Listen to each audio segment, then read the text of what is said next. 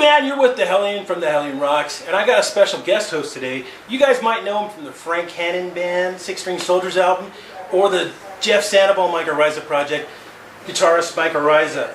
And we are here with Matt, the bass player from Pop Evil. Hey, how's it going, guys? What's happening? Great, man. This is Matt DiRito, right? DiRito. I'm sorry, DiRito. Not Doritos. Right. DiRito. Not quite that delicious. Yeah. Not that tasty at least. So you guys are hot on the heels of Onyx, man, right? Yeah. We've got our third single out right now, and it just hit #1 this week, which is it's great. It's been our third #1 single off this album, and before this album, we had we broke the top 10 and top 5, but never had that #1. So right. It's cool. It's great. It's been doing awesome for us. We've been keeping super busy with summer festivals and headline tours in between that kind of stuff. Nice. Mike has not stopped talking about you guys. So he's been, he's a strong supporter of the band, and not only, you got a musician in your camp. It's cool to see that. The musicians supporting musicians. Mike's got a lot to. And it's cool the way that we actually met too. We actually met at a 7 show. We had the day off and bumped into each other, and then you ended up staying an extra day to hang out and watch us play. Yeah.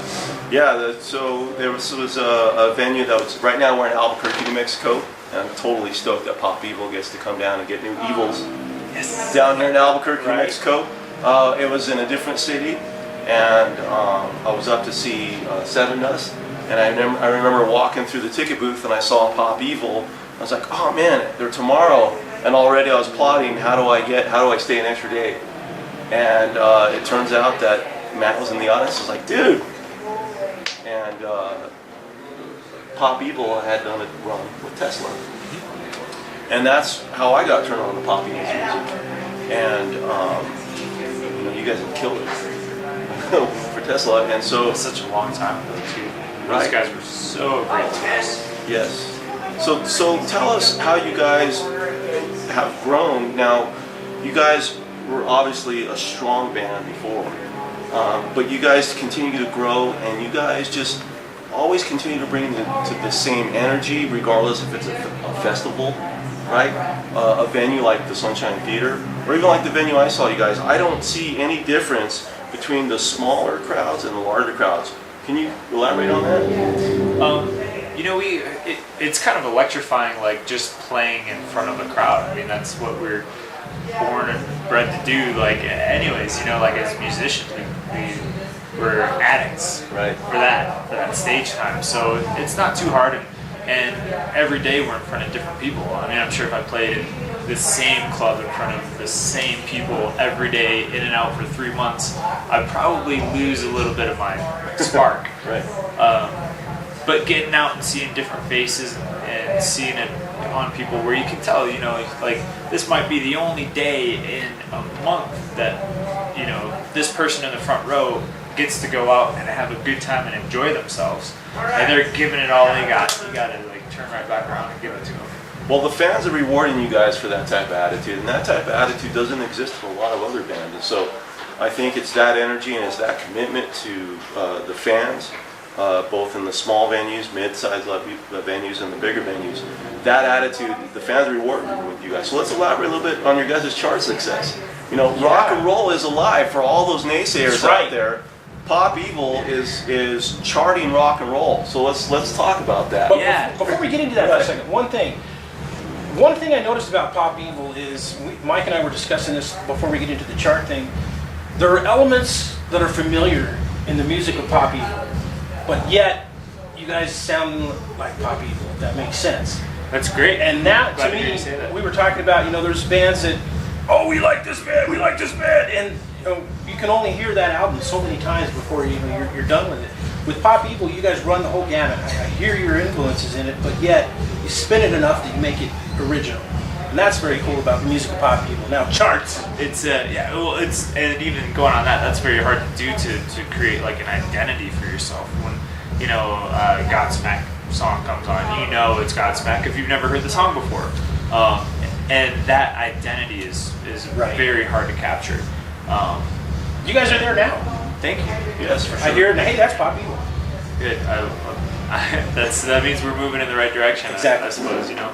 And I know our style varies a lot too, so it's kind of hard to tell, you know. Like if you hear a Volbeat song, for instance, like you know it's Volbeat right away, but every single one of their songs kind of sounds like the same song, you know. And not that that's a bad thing, but if you're in the mood to listen to that, that's fine. But with Pop Evil, we've always taken pride in trying to hit the whole spectrum, you know, we've got ballads, we've got heavier songs, we've got stuff in between, and that's where the name Pop Evil even comes from. Is like, you know, from the pop to the evil, the ballads to the heavier songs. Yeah. Like we want to be able to convey whatever emotion we're feeling when we're writing stuff. So to have a wide variety of different types of songs in different moods and still maintain that identity has been something we've tried to focus on. Which leads us to chart success. Yes, charts. Dude, I'm so excited about this, and even more than being excited for us, I'm excited that musicianship is starting to come back into radio. And I was just having this discussion yesterday with Tom Maxwell from Hellion, and we were talking about how, like, even, you know, bands like Avenged Sevenfold, like, are starting to push that boundary again, where guitar solos are okay. Yes. Dude, 2 out of the 3 singles that we just had Yeah. have guitar solos in them, and we're on the radio. Like, Right. Go figure, you know, like we've never strayed from the guitar solos. We're like, sometimes you can say more with a guitar lick than you can on a microphone, and it just, you know, some songs call for it. Our latest song, Torn to Pieces, does not have guitar solo in it. But it doesn't need it. But it's a beautiful ballad that has a great point and I think has compelling lyrics. And the video was done with a lot of class and a lot of taste.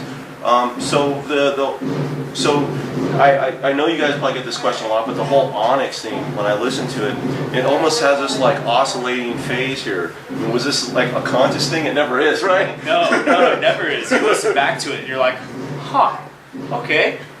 You know, I mean, I don't think there's any band out there that knows what their album is going to sound like until it's done. You know, and that's just all there is to it. Like, we had no idea that this is going to be such a dark album for us. You know, like, content-wise, it touches on a lot of very dark places.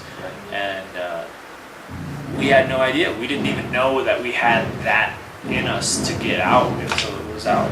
Well, you guys are a very conscious fan. I know that the conversations that you and I have had, especially over pancakes, right? Yeah. You guys are very, very conscious, and I get the assumption you guys do a lot of thinking before you talk, you know, with your lyrics and stuff like that. I think that shows a lot of maturity, and a lot of, you know, nobody wants to be a role model. Nobody wants to take that, but I get the sense that you guys have this ambassador type role in your music, and I think it's showing in the lyrics. It's showing in the reaction from the crowd and the reaction from charts, and I think that's great. The radio thing. So, well, you guys are in all the major markets, right? Yeah. All throughout the country. That's cool. That's totally awesome, Yeah. man. And you guys just did a run with Five Finger Death Punch? Yeah, went to Europe for the first time with those guys, and it was wild. Europe. Now, there's a lot of thing that artists talk about, you know, that the audience is written in America versus Europe. Did you guys see that? You know, we saw a difference, but it was very tough even still. You know, I think we saw it come a lot more for Five Finger than ourselves even though they're really into just straight up rock and roll bands there. Like, I mean, Black Stone Cherry, for instance. Right. You know, they do amazing in Europe. Those guys just shred. And we were just a little too new. Haven't built the base there yet. Yeah, But our one thing- album, we got over there before our album Right. was even released there, and, you know, nobody really knows who we are. So The we thing saw it is- from a little different angle. You guys are rock stars. You guys have that look. You have that image. An image, Mike and I have discussed this so many times, that image is so critical. That, you know, you see these guys, and unfortunately people go, they're going to write you off, or these guys kick ass just from the look. You guys got it down pat. You know, in fact, I was just watching Boss's Dollar video, and total rock star. Man. Thanks, you man. guys have it, and that. This is a lot of road miles right here. Right here. You can't make that up. Something else I got to ask is somebody told me to mention it. You have your own Facebook hair page. Yeah. You cut the beard, I noticed, right, from the last time I saw you. Yeah, I get the beard, I take it off, I do whatever, but yeah, a fan took it upon themselves a while ago to make a Facebook page dedicated to my hair, which I think is pretty rad. That's pretty cool, man. And then even like last year, this group called Mid-Atlantic Rock Review, they held like a contest, I guess, and I ended up getting like best hair and rock and roll. Nice. For And that's, 2013. I've been lamenting the fact that, we used to have, I'm older, I'm from an older crowd, and we used to have events, we'd go to a rock show, and it was an event, you just shuffled away all your worries and cares and, all that day-to-day stuff to go to a rock event. Mm-hmm. And these guys were walking around, and you're like, oh my God, there's that guy there. Mm-hmm. And I think I see a resurgence in that with bands like Pop Evil, which is good, man. What we need. It's great, dude. I mean, a lot of the people that I looked up to when I was younger just had that iconic image and stuff, and that even kind of takes a little bit to find with yourself too, just to, for the first handful of years, like I'd go way, way, way over the top trying to make myself look like something, and lately I just kind of hang back and do my thing, let it come out on stage, wherever it needs to. So, do I understand that you guys have like a fitness challenge going on or something like that? Oh. Let's talk about that. You guys working out? Yeah, Chachi and I, we've been doing CrossFit.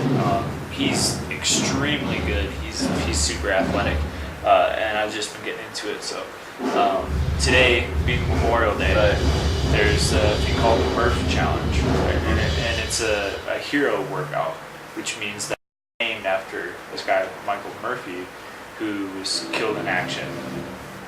And so the idea is that when you do this workout, your motivation is you're doing it for a fallen soldier.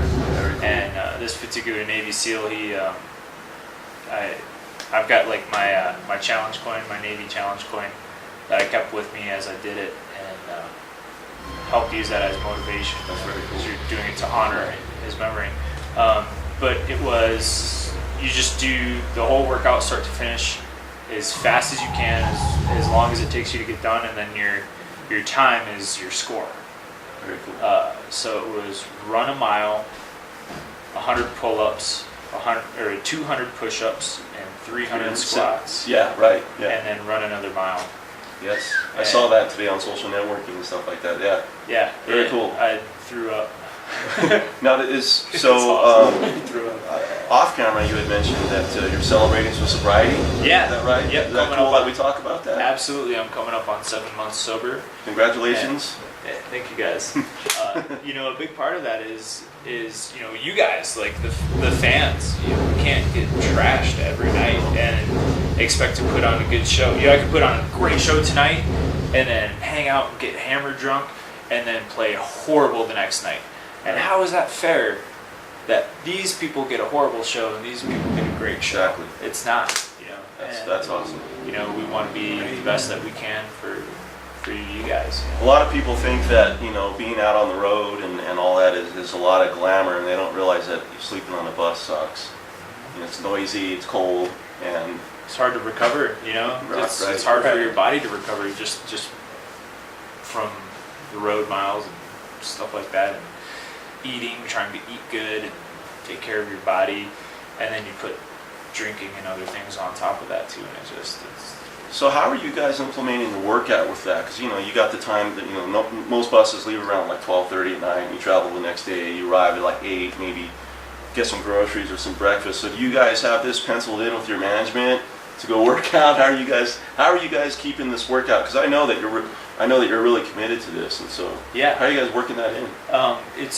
Chachi does a great job at networking and looking up places in advance, and like parks and.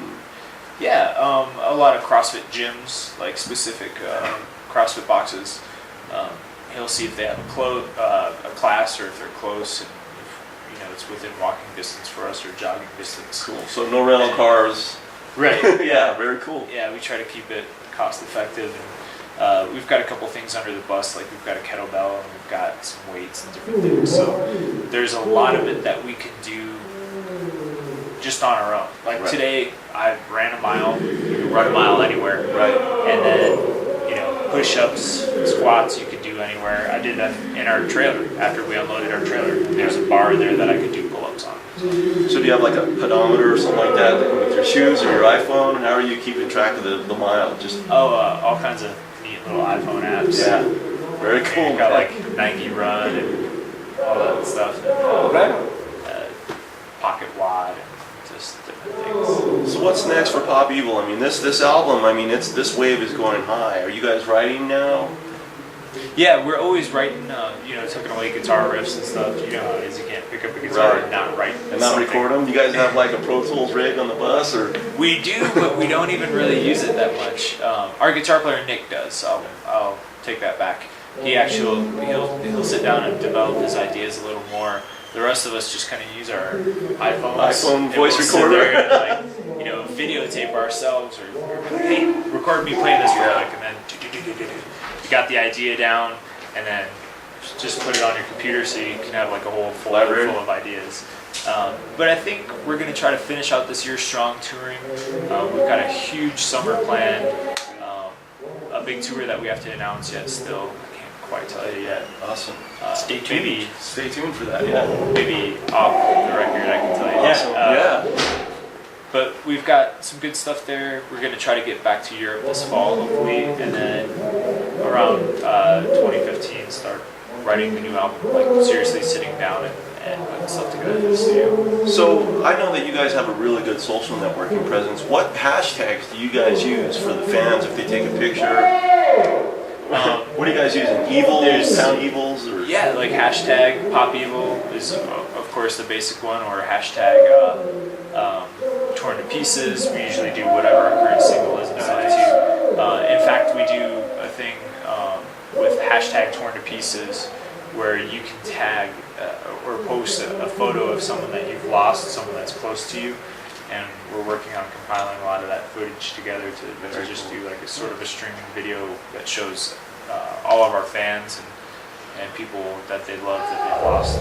Very So cool. speaking of fans, our site goes out to 140 countries around the world. That's awesome. We get at least 3,500 hits a week. It's all yours, man. Tell the world. whatever you would like to What say. you want to tell. Tell your fans Matt all over the DiRito, world, man. Tell them. Yeah. Hey, we're so happy to have all of you guys that already know us and support us. For those of you that don't know us, go check it out, man. If you love good old-fashioned rock and roll, then you're getting into the right stuff. And for those of you that we haven't met yet, look forward to meeting you soon. So check us out, popevil.com or Facebook/popevil. Cool. Mike, you want to close? This is the Hellion Rocks here, and I'm your special kind of sort of guitar playing, not too eloquent co-host. Mike Araiza here with the one and only Matt DiRito here from Pop Frickin' Evil. Check him out. Yeah, dude. This is the Hellion from the Hellion Rocks, and we're out.